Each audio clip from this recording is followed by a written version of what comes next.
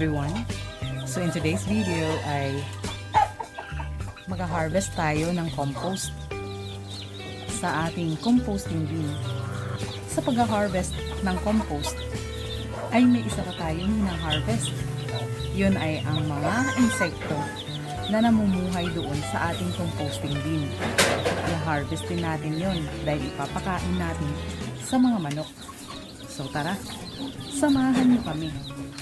Let's go! Ayan, itong drum na ito ililipat to dun sa loob ng manukan. So ito yung ano, yung compost.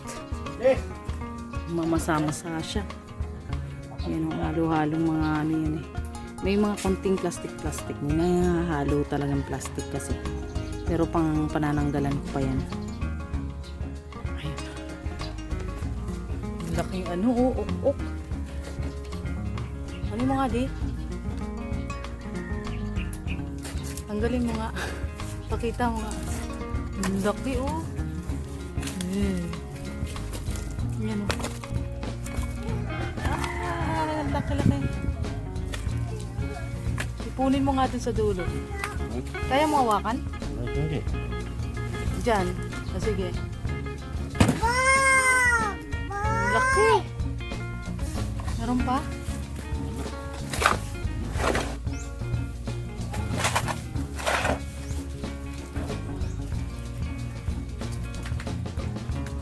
Ito yung ano.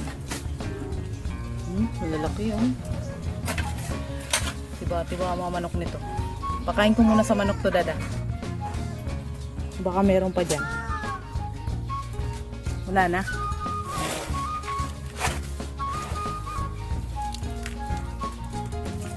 Dami mga insekto. Oh.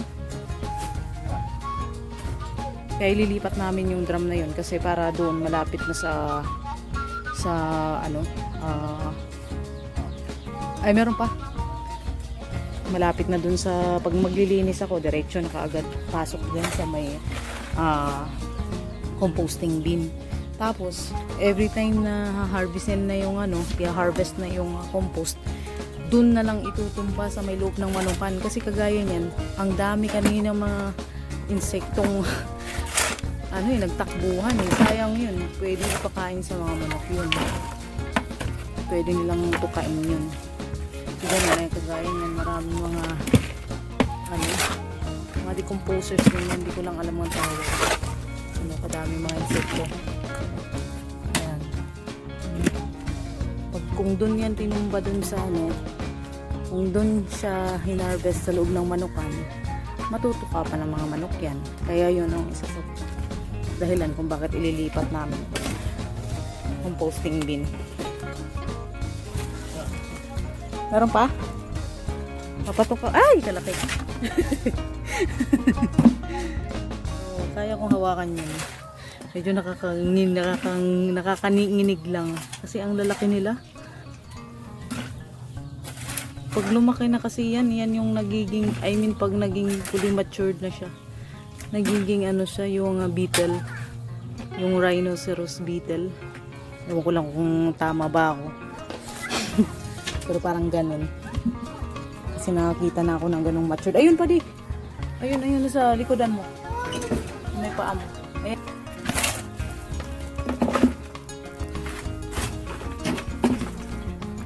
Wala na no?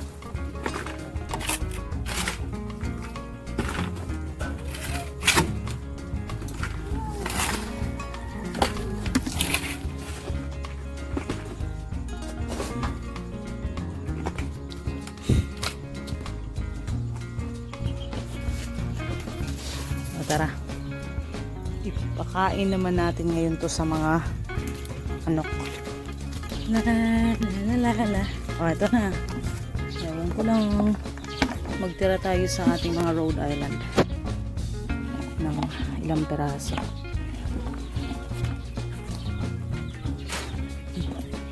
Vitamins yan ng ano. Nakuha niya agad. Galing naman nun. O, ito na. Woo! Yeah. Wala. Sige. Ay, magagawan pa yan. Ito marami pa dito. Hindi nyo kailangan magagawan. Diba kayo dyan sa isang peraso lang. Ayan.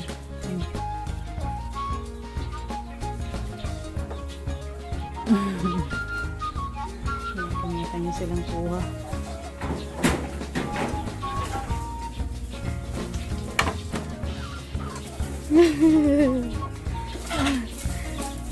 Naman yung isang gunggong na andito pa, meron pa dito. Ito. Oh. Shh. Ito, sa'yo.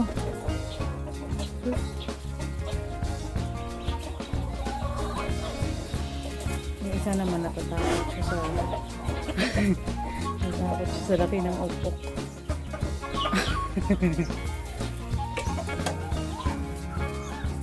Ngayon, dito naman sa loob. Ito na yun, gumapang na yata ang mga ukok.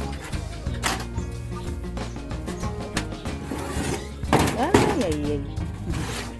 Sige. Ayan, oh. Sige nga, ako marunong. Oh, sige.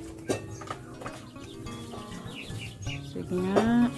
Nako, tinitigan lang.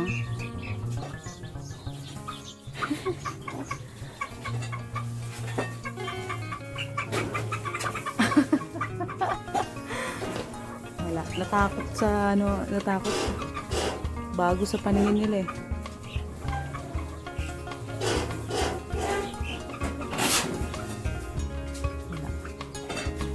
Tulala na lang mga manok dun sa sa ukok. Mukhang hindi nila kakainin. Dito na lang itong dalawa. Sa mga native na lang natin to ipapakain.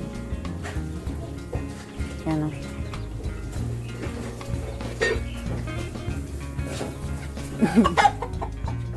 Ayan o. Ang lalaki.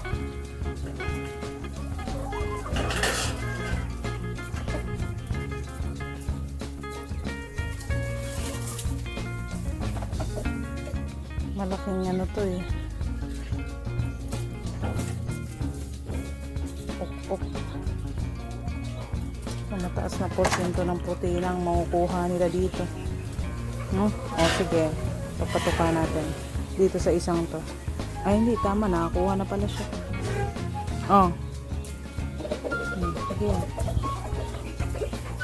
Sa native na lang natin ipakain. Kasi yung mga Rhode Island mukhang hindi nila alam kainin yun. Ang takot eh. Ang laki kasi. Hala, sige. Magagawan pa yung dalawa.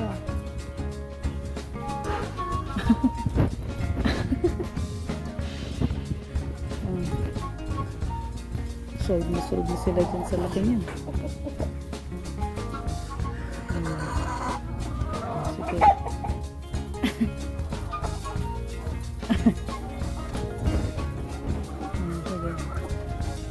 Patayin mo na nila yan bago nila kainin. Meron pa naman dun, ba't nag-aagawang kayo?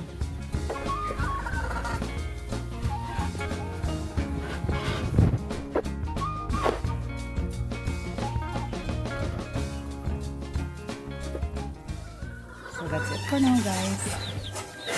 Maraming salamat sa walang sawa niyong pagsubaybay sa aming maliit na channel. Sana ay may natutunan kayo sa video natin sa araw na ito. Don't forget to like and share this video. And please, don't forget to subscribe. Let's go!